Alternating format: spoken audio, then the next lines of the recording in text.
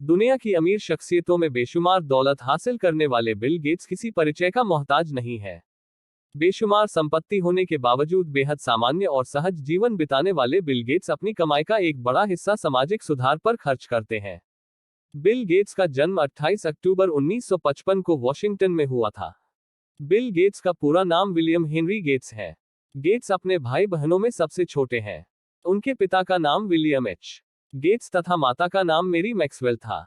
न उनका परिवार काफी धनी था। उनके पिता एक प्रमुख वकील थे, उनकी मां प्रथम इंटरस्टेट बैंक सिस्टम और यूनाइटेड वे के निदेशक मंडल में सेवारत थी और उनकी पिता JW मैक्सवेल एक राष्ट्रीय बैंक के अध्यक्ष थे। गेट्स की एक बड़ी बहन क्रिस्टी क्रिस्टिन ने और एक छोटी बहन लिब्बी है। वे अपने परिवार में सम नाम के चौथे व्यक्ति थे, लेकिन विलियम गेट्स आई या ट्रे के नाम से जाने जाते थे क्योंकि उनके पिता ने अपने नामांत में आई जोड़ना छोड़ दिया था। उनके जीवन के प्रारंभिक काल में उनके माता पिता के मन में उनके लिए कानून के क्षेत्र में करियर बनाने में इच्छा थी। उनके माता पिता उनके लिए कानून में करियर बनाने का स्वप्न लेकर बैठे थे, परंतु उन्हें बचपन से ही कंप्यूटर विज्ञान तथा उसकी प्रोग्रामिंग भाषाओं में रुचि थी। उनकी प्रारंभिक शिक्षा लेकसाइड स्कूल में हुई। जब वह 8वीं कक्षा के छात्र थे तब उनके विद्यालय ने SR-33 दूरदर्शन टर्मिनल तथा जनरल इलेक्ट्रिक कंप्यूटर पर एक कंप्यूटर प्रोग्राम खरीदा जिसमें गेट्स ने रुचि दिखाई। तत्पश्चात मात्र 13 वर्ष की आयु में उन्होंने अपना पहला कंप्यूटर प्रोग्राम लिखा जिसका नाम टिक टैक टो तथा इसका प्रयोग कंप्यूटर से खेल खेलने हेतु किया जाता था। बिल गेट्स इस मशीन से बहुत अधिक प्रभावित थे तथा जानने को उत्सुक थे कि यह सॉफ्टवेयर कोर्स किस प्रकार कार्य करते हैं। उनके माता पिता चाहते थे कि गेट्स लॉ में अपना करियर बनाएं। 13 साल की उम्र में उनका दाखिला लेकसाइड प्रेप स्कूल में कराया गया, जहां उन्होंने अपना पहला सॉफ्टवेयर प्रोग्राम लिखा। 8वीं क्लास में गेट्स ने कंप्यूटर प्रोग्रामिंग में रुचि लेनी शुरू की। मात्र 17 साल की उम्र में बिल ने अपना पहला कंप्यूटर प्रोग्राम बेचा था। मात्र 17 वर्ष की उम्र में उन्होंने अपने मित्र अल के साथ मिलकर ट्राफो डाटा नामक एक उपकरण बनाया जो इंटेल 8008 प्रोसेसर पर आधारित यातायात काउंटर ट्रैफिक काउंटर बनाने के लिए प्रयोग में लाया गया। उसके पश्चात उन्होंने चिप बनाया तथा यह उस समय का व्यक्तिगत कंप्यूटर पर्सनल कंप्यूटर के अंदर चलने वाला सबसे वहनयोग्य चिप था, जिसके पश्चात बिल गेट्स को यह एहसास हुआ कि समय द्वारा दिया गया ये सबसे उत्तम अवसर है जब उन्हें अपनी स्वयं की कंपनी का आरंभ करना चाहिए।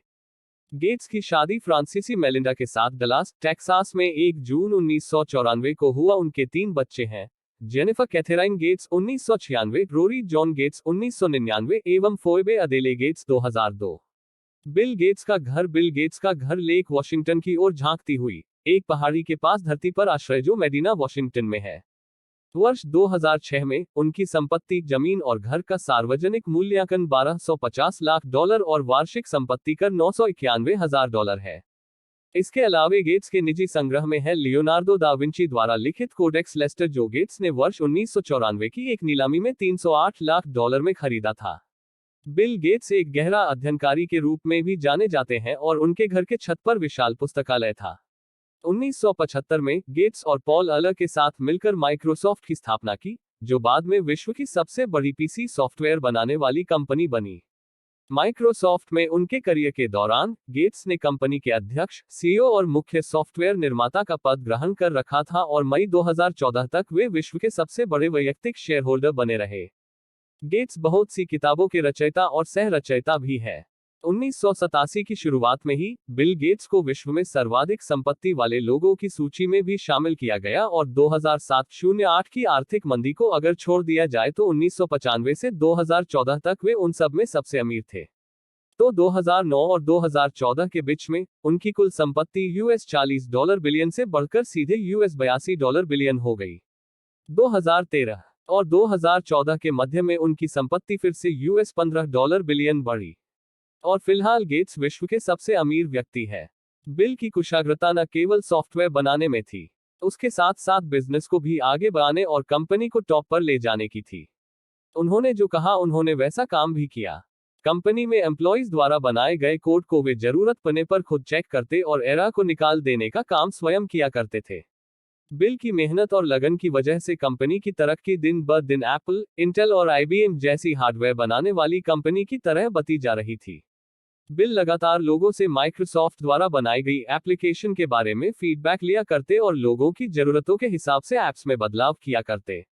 और इस काम में इनकी मां भी कई बार उनके साथ चली जाया करती थी।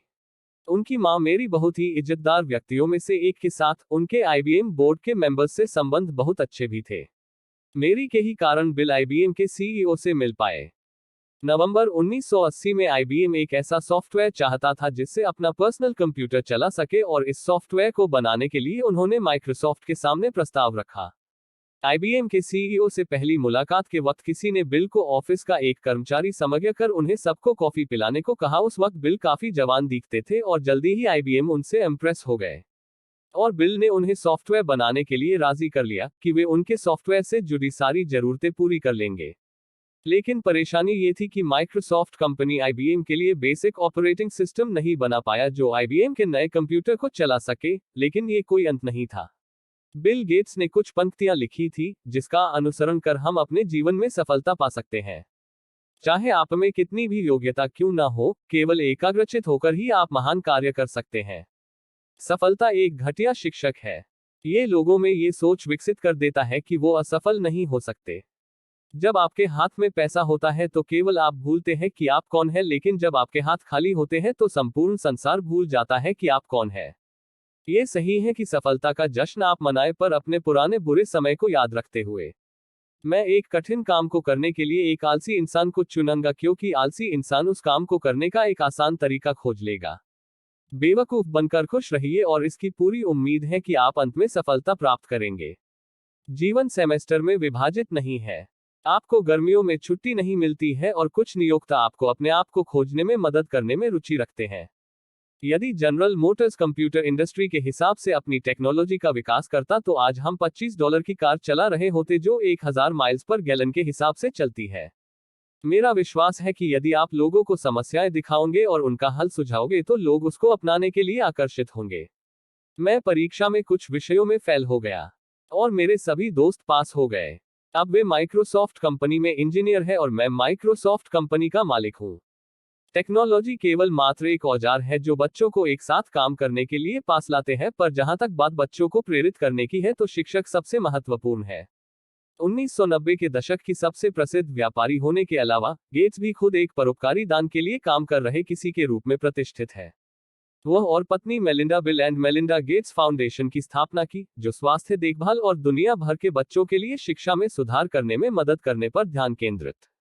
नीव 1996 में अपनी शुरुआत के बाद से $4 अरब का दान दिया है। $750 मिलियन 5 वर्षों में मदद करने के लिए बच्चों के टीके के लिए ग्लोबल फंड लॉन्च, $50 मिलियन मदद करने के लिए विश्व स्वास्थ्य संगठन के प्रयासों को पोलियो एक गंभीर रोग उन्मूलन के लिए हाल ही में प्रतिज्ञाओं $1 अरब 20 साल से अधिक के लिए के बारे में 1000 अल्पसंख्यक छात्रों के लिए कॉलेज छात्रवृत्ति निधि शामिल की आमतौर पर बच्चों हमलों और $3 मिलियन अर्जित प्रतिरक्षा कमी सिंड्रोम। एड्स एक लाइलाज बीमारी है जो शरीर की प्रतिरक्षा प्रणाली को नष्ट कर देता है के प्रसार को रोकने में मदद। दक्षिण अफ्रीका में युवा लोगों के बीच नवंबर 1998 में गेट्स और उनकी पत्नी भी सबसे बड़ा अमेरिकी सार्वजनिक पुस्तकालय के लिए एक उपहार दिया था जब वे सिएटल सार्वजनिक पुस्तकालय के लिए $20 करोड़ का दान दिया। जानकारी अच्छी लगी हो तो चैनल को सब्सक्राइब करना न भूलें। धन्यवाद।